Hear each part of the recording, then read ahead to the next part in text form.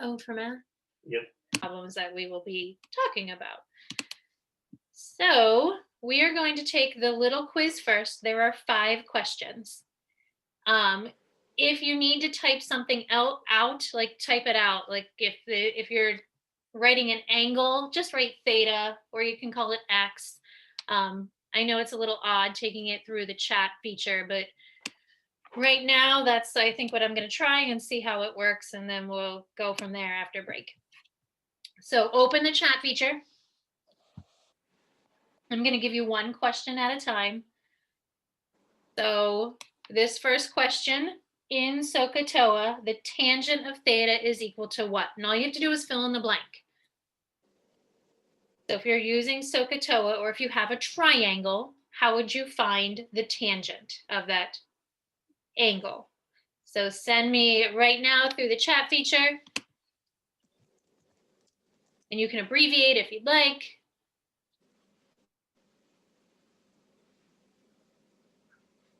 What are we answering again? My chat cut out.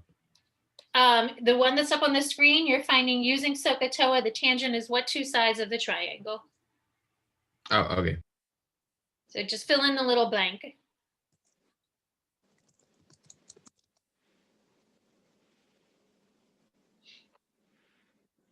Okay, so as I said, 5 questions. The next one, the formula for radian measure of an angle.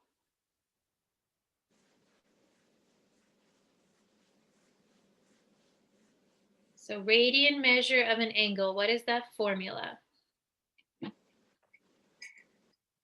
This was last Tuesday when we talked about it. And then again, we went over it on Friday and Thursday.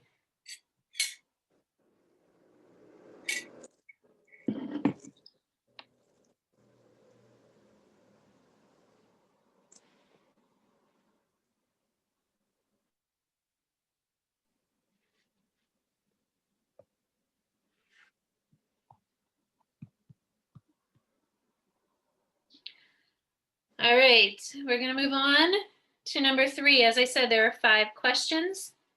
A little definition. What are coterminal angles? Not how to find them, but what are coterminal angles? A little definition for a coterminal angle. So yes, you would add or subtract 360, but I want to know what they are. What would a definition for coterminal angles be?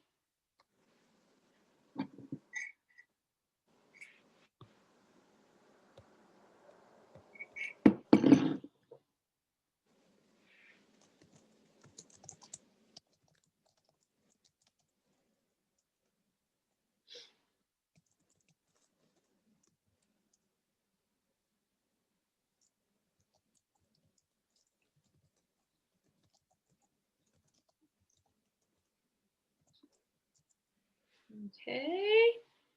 Supplementary angles. What are supplementary angles?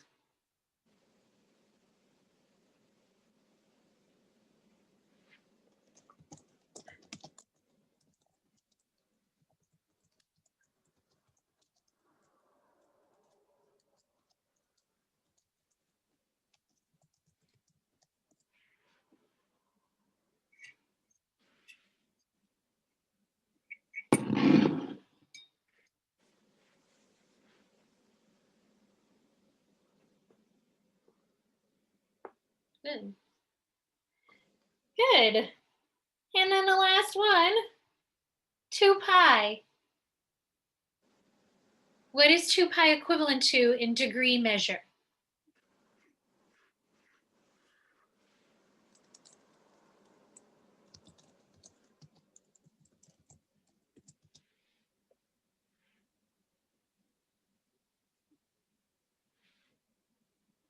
Jenny, do you have a keypad that you're using?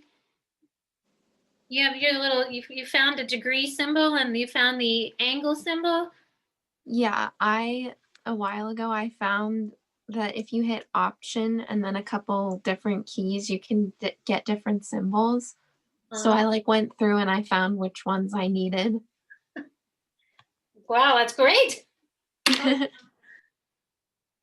Very nice. And you have them memorized, of course, I guess. You know where they are. You can also kind of just like look at the keys on the keyboard and they kind of make sense, like what they relate to. Like the asterisk is the degree sign, I think. Okay, well, that makes sense. Yes. All right. Cool. And Jack, I really appreciate you helping me out on Friday. I want to thank you because I was able to then, of course, use that for ninth period, and ninth period was like smooth and a piece of cake. So thanks, Jack. I appreciate it. You putting up with me. All right. So I will score them after class and I will just place it in Power School as like a short little quiz grade. Tomorrow you'll have 5 more, very similar. So now you would know what it's like, very similar. Tomorrow, 5 more. After break, you will start having, oops, wrong one. Also little quizzes, but it'll be more of like concept quizzes dealing with section 4.1. So I'll give you an angle. Can you convert that angle to degrees? Or can you take a value in degrees, minutes, and seconds and convert it to a decimal form? So you'll have more like application problems after break. The one little reminder that I forgot to talk about, that extra assignment is due tomorrow if you'd like to do it for the kind of retest option on the chapter 3 test. So I forgot to talk about that. Just wanted to give you a little reminder. If you're interested in doing that news article, it's due the end of the day tomorrow. All right, so if you'll go in your packet and pull out your unit circle. As I said, I wanted to talk about some patterns in this unit circle, and I went through and completed mine as well. So if you want to take a little screenshot of this, feel free to do so that you have one. But I tried to color code it so you could kind of see the angles that are partnered together. But the unit circle really is all about patterns. And every angle that has the same denominator is considered an angle family. So in functions, we have family of functions. So think the quadratic family of functions. The cube, like anything that's x cubed, is a family of functions. The square root family of functions. They all have similar features and characteristics. So with angles, any angle that has the same denominator, if you look at their ordered pairs, they are also exactly the same. So I'm just going to highlight like the 30-degree. And I wrote those values in green. But if you look at pi over 6, 5 pi over 6, 7 pi over 6, 11 pi over 6, they all have that denominator of 6. Remember, the denominator of 6 tells you how many pieces of the top half of the circle you're dividing it into. And it's just the top half because you're just taking pi, and half of the circle is pi. So half of that circle you're dividing into 6 because you're taking that value of pi, which is half the circle, and dividing it into 6 spots. But if you look at those ordered pairs, the square root of 3 over 2 and 1/2 is the same ordered pair whether you are at pi over 6, 5 pi over 6, 7 pi over 6, or 11 pi over 6. The only difference is the location of the circle where the angle would be. So are you in the second quadrant of the circle, the third quadrant? Because then the part that changes is whether it's positive or negative based off of the side of the circle or the axis that you're on. So down below, I wanted to make a little summary, because if you can remember a pi over 6 angle has the ordered pair of square root of 3 over 2 and 1/2, anytime you see a pi over 6 angle, it's going to have that ordered pair. So I'm asking you to graph it so that you know where the location is, so that you can say it's positive versus negative depending upon the location. But really, knowing that you have a pi over 6 angle is always root 3 over 2 and 1/2. So then the next angle that I have over here is my pi over 4 angle. And that's taking the top half, the pi, and dividing it into 4. And then counting around your circle. So pi over 4, 3 pi over 4, 5 pi over 4, 7 pi over 4. All of those correspond with root 2 over 2 and root 2 over 2. And that's because that's a 45-degree angle. But you need to start thinking about it in terms of radians. So you shouldn't be converting this to a degree. We are focusing on radian values. So trig really is measured with the radian angle, that irrational number. So all pi over 4 has a family. That's a family. Root 2 over 2, root 2 over 2. And then the third family of angles I placed in orange is the pi over 3 family. So that means I'm taking the top half of the circle, half of it is pi, and I'm dividing it by 3 sections of the pi. And that's 1/2 and the square root of 3 over 2. So half root 3 over 2. So again, if you see one of those angles, whether it has a 6, a 4, or a 3 in the denominator, that ordered pair stays the same no matter what. It's just we might change it to be a plus or a minus in front of that ordered pair. The last two I have up here are the angles of 0, which is going to be a 1 and a 0. And that's because you're on the x-axis. And then the angle of pi over 2 is going to be a 0 and a 1. And again, that's because you're on the y-axis. That ordered pair would change if you're on the negative x-axis, or if you're on the negative y-axis, then my values would be negative. So I would say these are like the 5 main angles that we will focus on, which is really the angles in that first quadrant. And we're going to try and use these angles to help us calculate trig functions. Any questions? So in your packet, this is page 15, not 13. We are going to define 6 trig functions. So if you think in algebra, we did the linear function, the absolute value function, the quadratic function, the polynomial function, the rational function, the radical function, the log function, the exponent function. They're all functions in algebra. Trig has 6 functions and only 6 functions. And those 6 functions are the sine, cosine, and tangent. But then across from it is their reciprocal function as well. So now, besides sine, cosine, and tangent, there are actually 3 reciprocal functions which are related to the ones they are sitting across from. So on the unit circle, and this only deals with the unit circle, it says let t be a real number and x, y is a point on the unit circle corresponding with t. Remember, t is the same thing as your angle. So I can use an angle, I can use a t. The angle is the amount of rotation, the t is correlating with the point at the terminal side of that rotation, but they're the same value.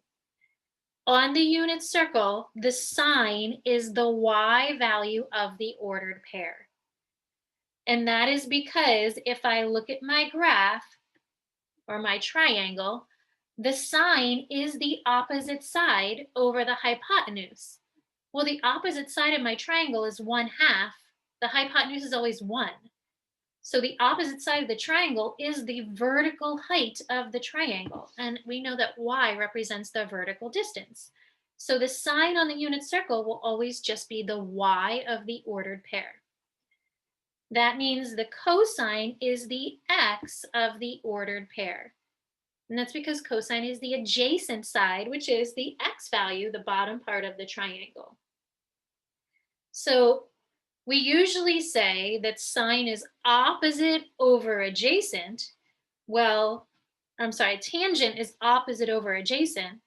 Well, the opposite side is y and the adjacent side is x. So I'm taking opposite and adjacent and correlating them with the ordered pair x, y. So now on the unit circle, I can find the tangent by taking y and dividing it by x.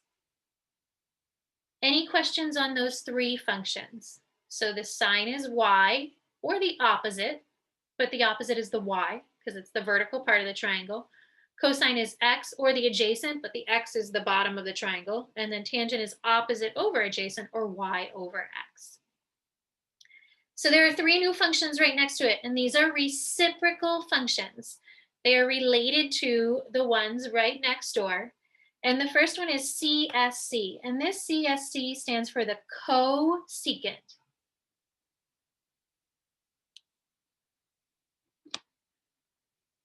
The cosecant and the sine are reciprocals. Peter, what does it mean for something to be a reciprocal? It would be the opposite. So if you had the value of 2, what's the reciprocal of 2? 1/2. Yeah. So Peter, if sine is y, the cosecant is? So it has to be 1/y. 1/y. Nice job. So the cosecant is 1/y. So the sine and the cosecant go together. The next pair we have is the cosine with the secant. They are reciprocals, so this is 1/x. So the reciprocal, take 1 over it. So sine and cosecant, cosine and secant. And it's not paired the way you think it should be. You think, oh, cosine should be with cosecant because they both start with a co.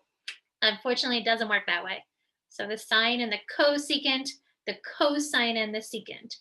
Always pairing a C and an S together. So never the same 2 letters of the starting value of the word, but always the C and the S together.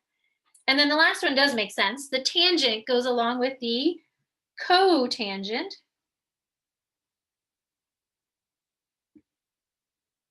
And that is the reciprocal. So if I have y over x, its reciprocal is x over y. So there are 6 examples down below. We're going to do some of them, not all of them. I also want to get you started on the little chart. So it says evaluate the 6 trig functions at the given real number. Remember, the real number is the same thing as the angle, the rotation on the circle. We are going to find all of these functions for the given angle. And I'm going to start with letter B.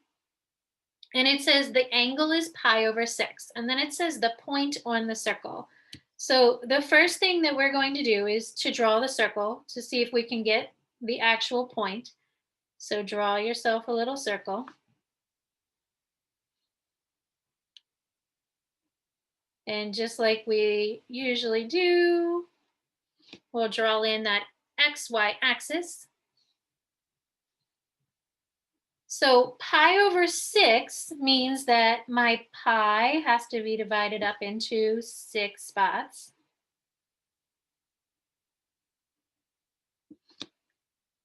And you're just rotating to one of those spots. So it's the first angle. So right here is the point on the circle. That angle is pi over 6. We want to know what is the ordered pair that is associated with it. That's what this part means. The point on the circle, what is the ordered pair? So a pi over 6, anything with a 6 in the denominator has the same ordered pair. Grant, do you know what ordered pair goes along with a pi over 6 angle? Would that be square root of 3 over 2 and then 1/2? Yeah, perfect. So then using that ordered pair, we're going to find the 6 trig functions. Looking above, sine is y and cosine is x. So this is cosine, comma, sine. So we want the sine of t, which is in the ordered pair of 1/2. The cosine of t is root 3 over 2. And then when you go to find the tangent, it says to take y and divide it by x. So the y is the sine, the x is the cosine.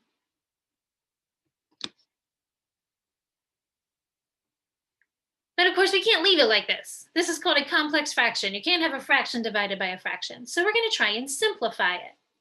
When you simplify it, notice that the denominators are both 2.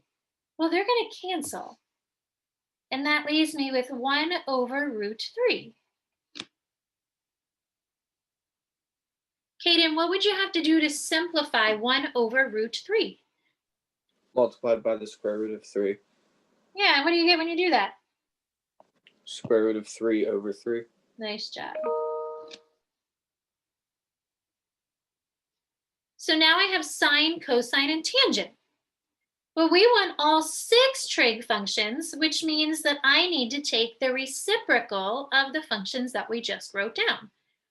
So if you go in order, the sine goes with the cosecant,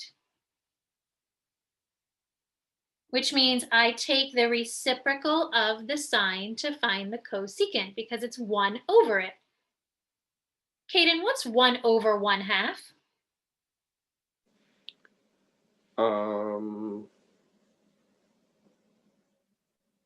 So we're taking 1 over 1/2. What is that? 2. Yeah. Notice to find the reciprocal, you're just flipping the number. So the reciprocal of 1/2, you're just flipping that over, and that's 2. So you can flip it to find the recip. So the next one, we have cosine. Cosine goes with secant. So if you flip the fraction, then you found the reciprocal of it. So the cosecant is root 3 over 2. The secant is 2 over root 3. But you cannot leave it like that. So we got to multiply by root 3 over root 3. And we get 2 root 3 over 3. So if you line them up with their partner next to it, you should just flip to find the recip. The last one is the tangent and the cotangent. I would start with taking the original fraction for tangent and flipping it, because the cotangent is x over y. So my x is root 3 over 2. My y is 1/2. So take the original, not your simplified version, and flip that. Because when you go to simplify this, my 2's in the denominator cancel, and we're just left with root 3. So it simplifies pretty nicely.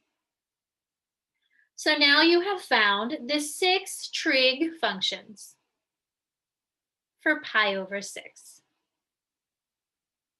by using the ordered pair. So one ordered pair creates 6 trig functions for us because they're all related to the value of x, y. Questions? All right, we are going to skip to letter D and look at 3 pi over 4. So the first step would be to draw yourself a circle.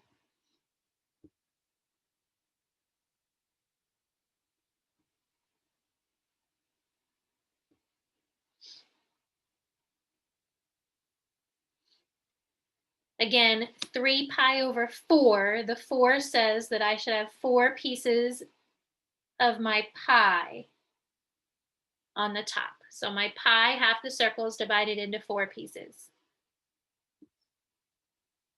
3 of them is where my angle is located. So 1, 2, 3. Oops.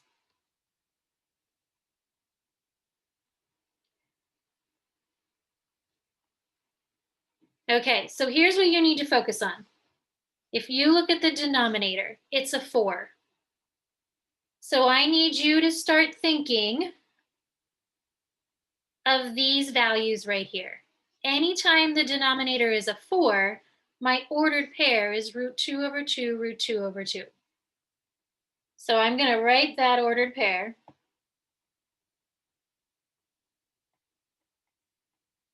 Where the point on my circle is located. The reason I want you to sketch the circle is so that you can then see the location of that angle. The 3 pi over 4, the 3 pi only tells us where it's located. The 4 gives us the ordered pair.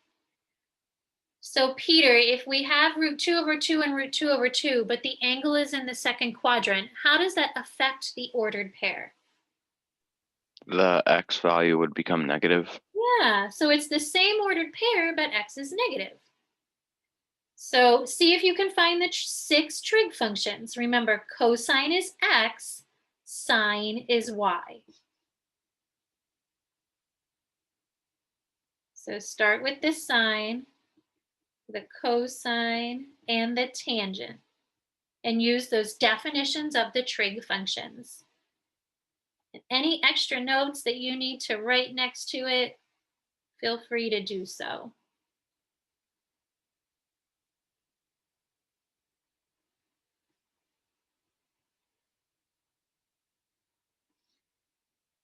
So tangent is y over x.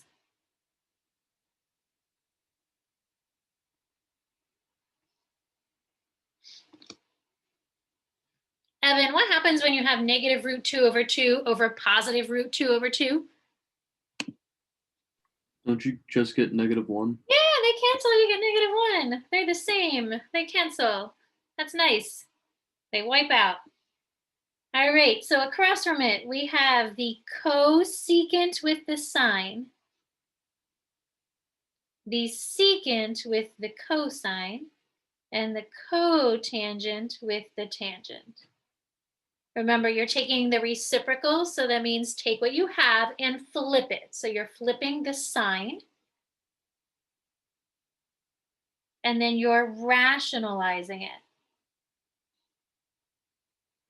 So this ends up becoming 2 root 2 over 2. But then those 2's cancel, and we just end up with the square root of 2. So rationalize it, and then it simplifies to just the square root of 2. The secant is going to be the same thing, except it's negative 2 over root 2. So that means it's going to simplify the same way, but it's going to be negative root 2. And then Evan, if the tangent is equal to -1, what's the reciprocal of the -1 for cotangent, Evan? Would that also be -1? It is also -1, yeah. Because if you take x over y,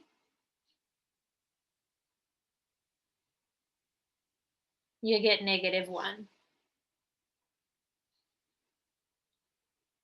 Any questions? So we're going to do one more. We're going to look at letter E. Are there questions on finding the point or getting these ordered pairs?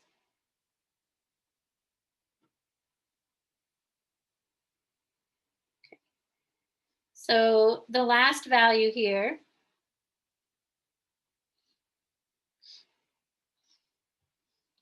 we have is -pi/3.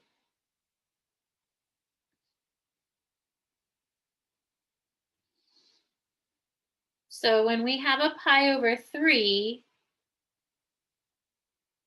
we're dividing the numerator or the top part of the circle into thirds and the bottom part of the circle into thirds.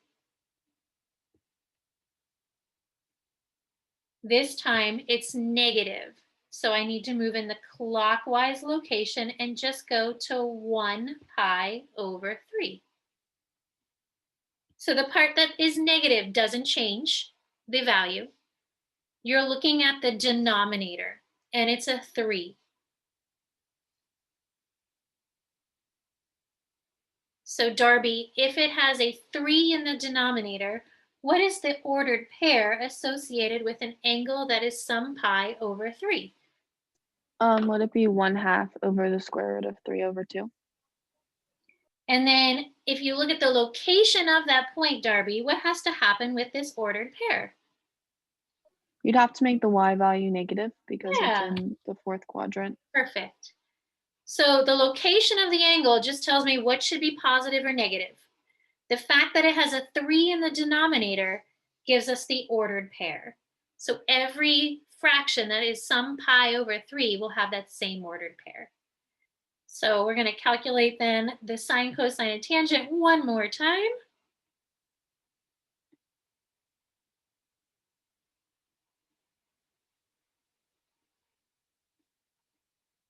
Again, the sine is y, the cosine is x, and the tangent is y over x.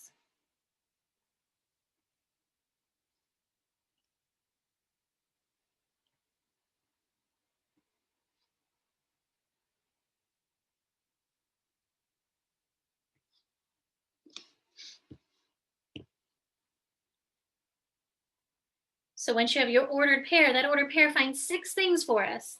And then do not forget to do a little simplifying. So our tangent, the denominators are 2, so those can cancel. And we're left with negative root 3.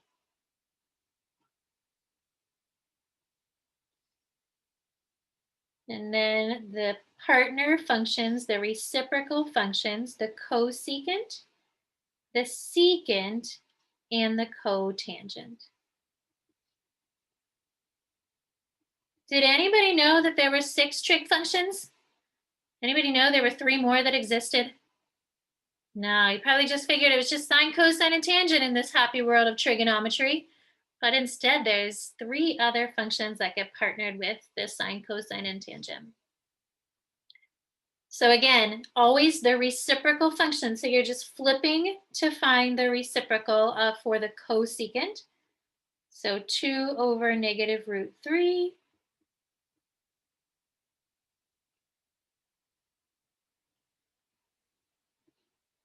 And then for the secant, I'm flipping 1/2, so that's just 2. And then for the cotangent, we're taking 1/2, because now it's x, over negative root 3 over 2. And again, our 2's cancel, and then rationalize. You're going to get so good at these that you're going to skip that rationalizing step, and you'll just say you got 1 over negative root 3, and you know it's going to rationalize to become negative root 3 over 3.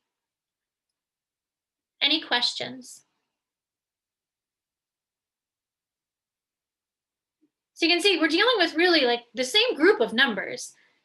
Those numbers aren't changing because all these numbers are related to the special right triangles, and there's only 2 special right triangles. So all of the values correspond directly with those special right triangles. So I would like you to kind of take, and if you look at the next one, you can see that we have a cute little chart that kind of summarizes the sine, cosine, and tangent. But this is given in degree form in the bubble. The radian form is like attached with the actual terminal side of the angle. So they are still both there. We're going to go to this crazy trig chart. And I'm going to try and show you the pattern. So the goal is to see that this isn't something that you have to memorize. It's not a crazy huge chart. There are patterns that if you remember the denominators and everything is associated with that denominator, that's the part that you kind of need to start pulling together. So this trig chart represents all of the angles on the unit circle, given in degrees and radians, and the 6 functions. So above each function, I am going to place, based off of that ordered pair,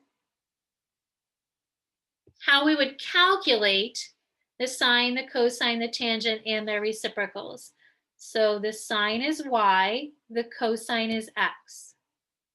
Again, that's because the sine is the opposite, which is vertical. The cosine is the x, the adjacent. That's the horizontal side.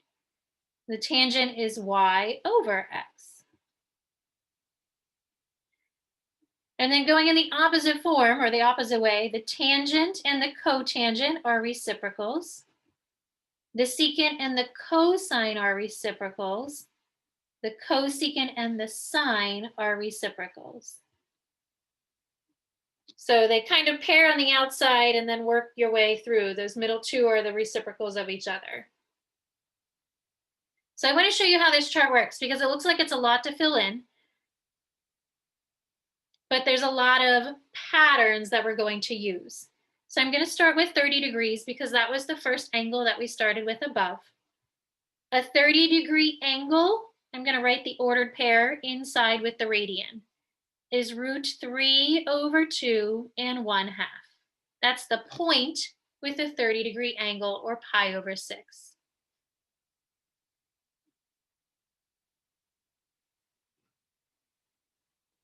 So I'm going to fill in my little chart going across. The sine is y, the cosine is x. The tangent is y over x. How about I take the y and not write x? There we go. I know my 2's cancel. I'm left with 1 over root 3, which simplifies to the square root of 3 over 3.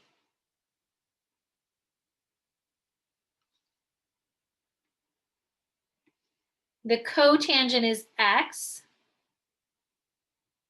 over y, which is just the square root of 3. And then the secant is 1 over x, and the cosecant is 1 over y.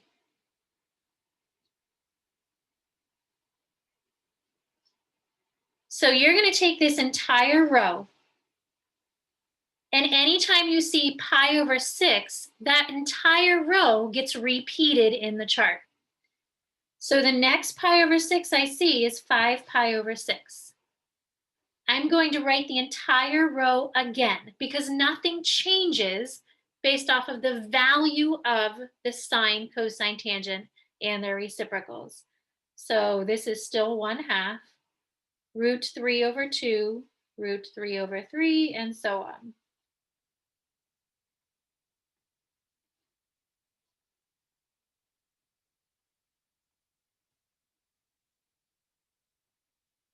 If I look at my angles are in the second quadrant now. So this is quadrant 2. In the second quadrant, all of my x's need to be negative. My y value should stay the same. So if it's an x or it has an x, now I just need to go through and look to see x is cosine, so cosine should be negative. Tangent is y over x, so it should be negative. Cotangent is x over y. Well, negative x over y means it should be negative. Secant is 1 over x, so it should be negative. Because in the second quadrant, if it has an x, it's negative. Now, I know I'm out of time, but I want to do one more so that you can kind of see the pattern. So this shouldn't be a lot of work. I'm going to go to that 7 pi over 6 and write the same numbers down again.